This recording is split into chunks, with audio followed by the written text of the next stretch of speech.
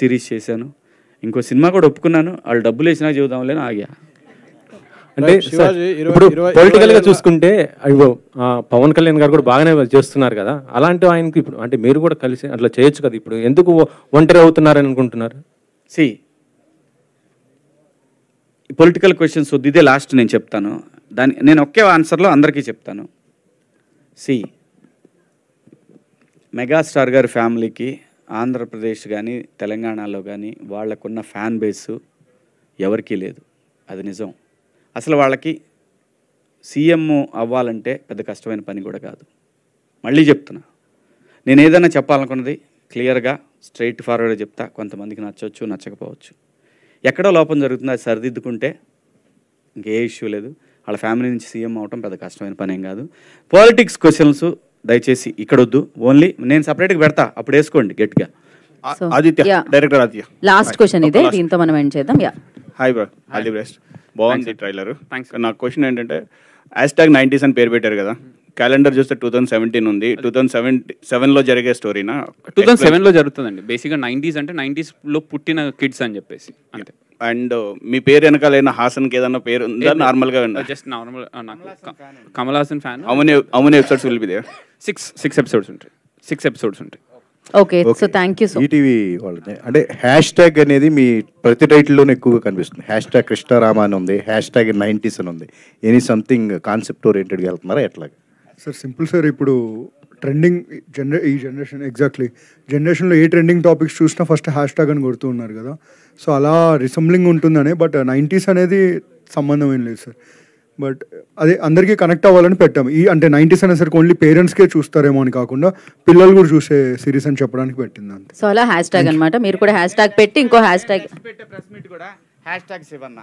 So thank you so much.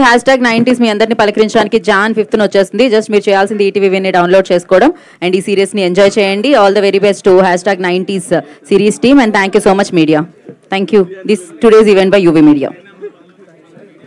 So media అందరూ screen number 1లో కలుసుకుందాం మనం అందరం మళ్ళీ సేమ్ టు సేమ్.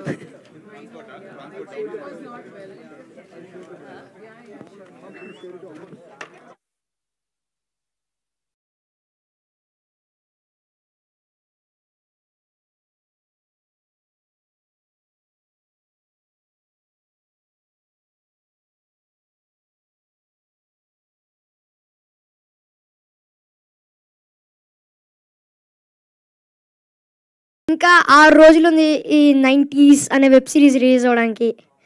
నాకు టెన్షన్గా ఉంది. అరే అరే ఇది ఏంటి ఇప్పుడు? అక్కడంతా నవ్విస్తున్నాడు, ఇక్కడ ఏడుస్తున్నాడు. ఓదార్చాలండి, ఏం చేయాలి? ఇంకా 6 రోజులు ఉంది ఈ 90s అనే వెబ్ సిరీస్ రిలీజ్ అవ్వడానికి. నాకు టెన్షన్గా ఉంది. అరే అరే ఇది ఏంటి ఇప్పుడు? అక్కడంతా నవ్విస్తున్నాడు, ఇక్కడ ఏడుస్తున్నాడు. ఓదార్చాలండి, ఏం చేయాలి? ఇంకో సిరీస్ ఇవ్వాలి వీడికి. చాక్లెట్లు వేసి దాటిపోయాడే. అదే కదా.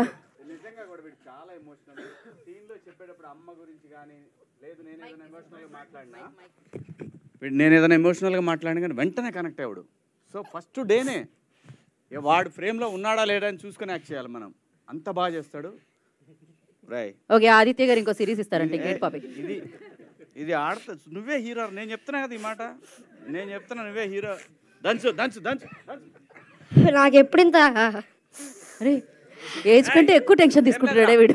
నేనున్నా కానీ మాట్లాడు మాట్లాడు మాట్లాడు. నేనున్నా మాట్లాడు మాట్లాడు. నేనున్నానుగా, నేనున్నా మాట్లాడు మాట్లాడు. నాకు ఎప్పుడు ఇంత పెద్ద సిరీస్ ఎప్పుడు చేతిలోకి రాలే. ఆదిత్య మంచి రోల్ ఇచ్చారు నాకు. Very nice very nice. అరే డబ్బులు ఇచ్చినోడి గురించి కూడా చెప్పాలి. చెప్పు చెప్పు చెప్పు చెప్పు చెప్పురా చెప్పు నాన్న. మీ అందరి ఆశీస్సులతో ఈ సిరీస్ని కొంచెం హిట్ చేయాలని కోరుకుంటున్నాను. ఓకేరా. ఇంకా ఇది ఏడుపు కాదు మరి ఎక్కిళ్ళ ఇది మరీ 300 కాదు కాబట్టి ఒక్క రోజుకి ₹1 కడితే సరిపోద్ది. అది ఏయ్ ఏయ్ ఏం కదే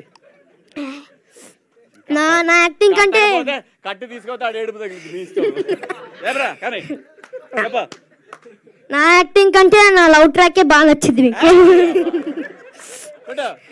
నెక్స్ట్ లేదు ఆగండి ఆగండి ఇంకా